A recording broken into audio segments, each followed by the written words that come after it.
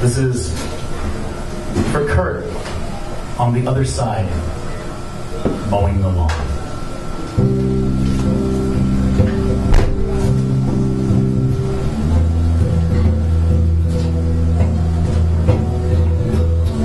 My epitaph in any case, everything was beautiful, nothing hurt. I will have gotten off so light, whatever the heck it was that was going on.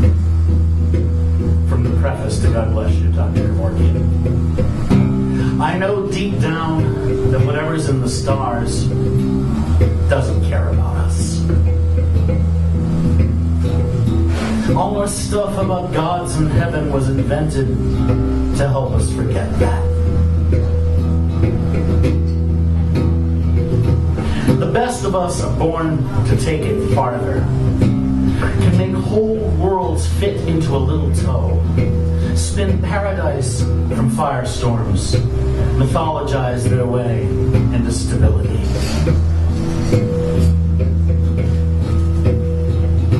For them, fantastic is a gate back to living in the ordinary. And if we're lucky, we get to go through after them. I'm trying to do that myself, be a world builder, a myth talker, a fantasy gatekeeper. I don't much like my chances. Dear Mr. Vonnegut, I read your book. Couldn't put it down, in fact. But I do have some questions. I'd like to talk to you about it. I want to hear more about you and the good and notorious Dr. K. You in the death chamber. You in the improbable tunnel woven from the cloth of dreams. You and the stories of back and forth speaking with the dead. Famous, infamous, unknown. You and the bad doctor retrieving small details that otherwise would have been lost in transit. I'm impressed by all the matters of fact you built large through that fantasy. All the time you spent in a conjured world where stories mattered less than stasis, and everything holds still, where you don't get to choose whether you leave or belong. In the foreword, Neil Gaiman says that now that you're over there, you were constantly mowing the lawn of the vacant block before the pearly gates. Thinking of lemonade, mopping your head, happy, finally, stuck in time. If that's true, kudos. If that's true, blessings. If that's true, I'm jealous.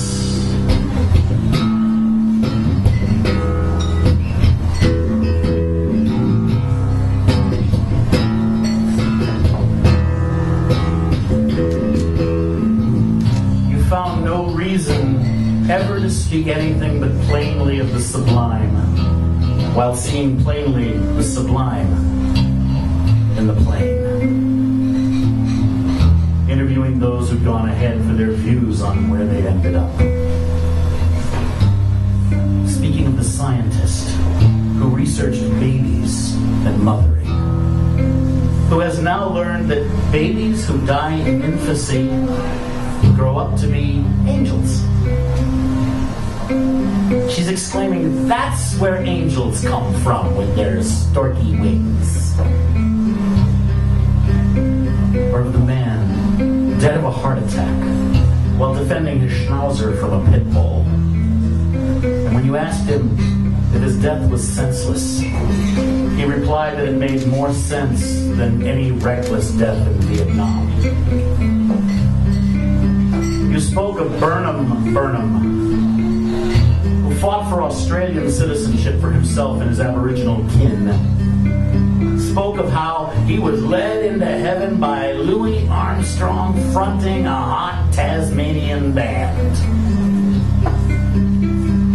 He spoke of a gardener who died in his garden. His first act on getting to heaven was to pick a flower he'd never seen before, and then to say that his only regret was that everyone was not as happy as he. And then there were the famous, of course, like John Brown, with his red eyes, raging against the government, saying that the slavery legal under U.S. law was as evil as a Holocaust was permitted under German law. Adolf Hitler, saying about his crimes, "I beg your pardon," and insisting that he paid his dues to get to where he'd gotten. James Earl Ray, still fuming about how his shot had elevated his target to sainthood.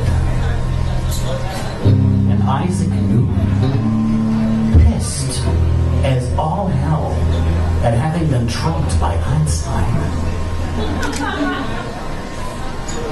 Damn. That is just a sampling. And it's still a lot to chew on, but Kurt, you left one question open. Why are the famous so angry at their unfulfilled wishes when the ordinary fall into contentment upon exiting the blue tunnel? In other words, what the heck is going on? All I want is to be famous, and to strive, and to accomplish. So much so that on occasion death has seemed a cheat I'm willing to make if it'll get me there. And here you are saying it's not worth the trouble. Seriously? Seriously?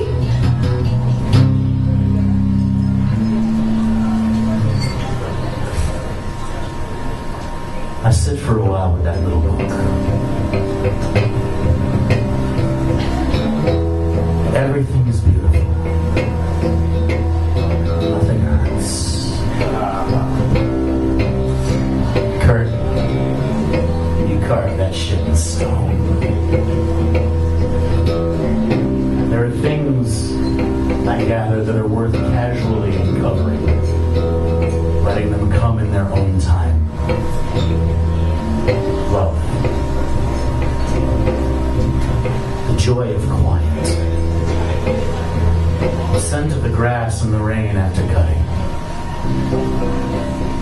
An arm around my neck when I need it most. A little joy in wordplay.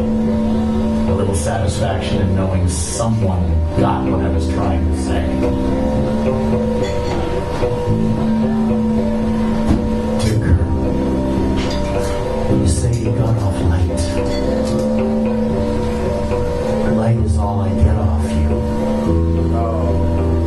And by the light of you, I see I have some work to do. Listen. One last thing. You ended some of these little stories with a ta-ta, goo-goo, gaga. Listen, I appreciate the babying.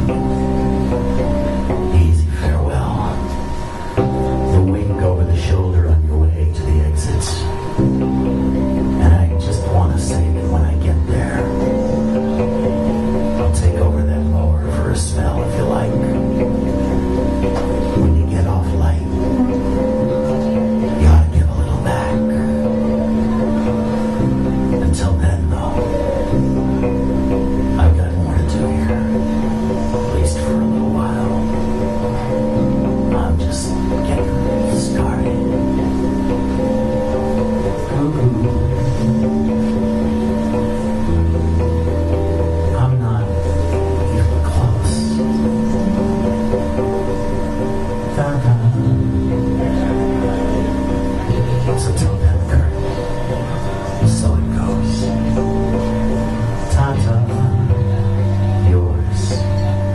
humanity.